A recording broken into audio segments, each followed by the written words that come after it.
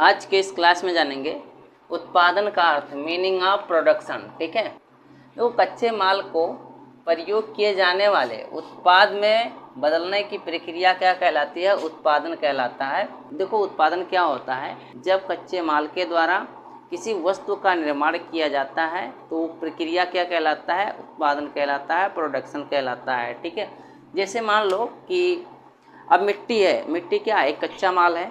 अब मिट्टी से ईंट भी बनाया जाता है और उससे बर्तन भी बनाए जाते हैं। ठीक है, तो ये क्या कहलाता है?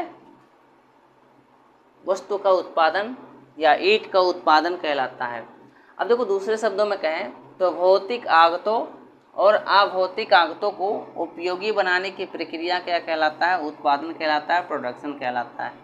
अब देखो, उत्पादन फलन से आशय, मीनिंग ऑफ प्रोडक्शन फंक्शन। अब देखो, प्रोडक्शन फंक्शन क्या होता है? तो उत्पादन फलन क्या है? एक निश्चित समय अवधि में उत्पादन के साधनों या आगतों, उत्पादन प्रक्रिया एवं उत्पादन मात्रा के बीच संबंध क्या करता है?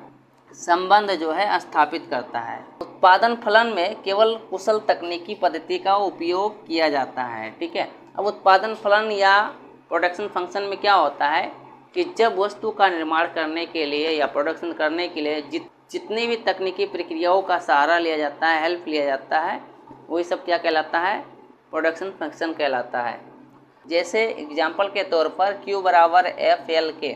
अब देखो, एक उत्पादन फलन है जहाँ जो है Q बराबर क्या हो जाएगा? उत्पादन मात्रा। ठीक है, Q बराबर क्या होगा? उत्पादन मात्रा। और L बराबर हो जाएगा श्रम की मात्रा, K बराबर हो जाएगा पूंजी की मात्रा। ठीक है, अब देखो, उत्पादन फलन जो है दो प्रकार के होते हैं। उत्पादन फलन दो प्रकार के होता है।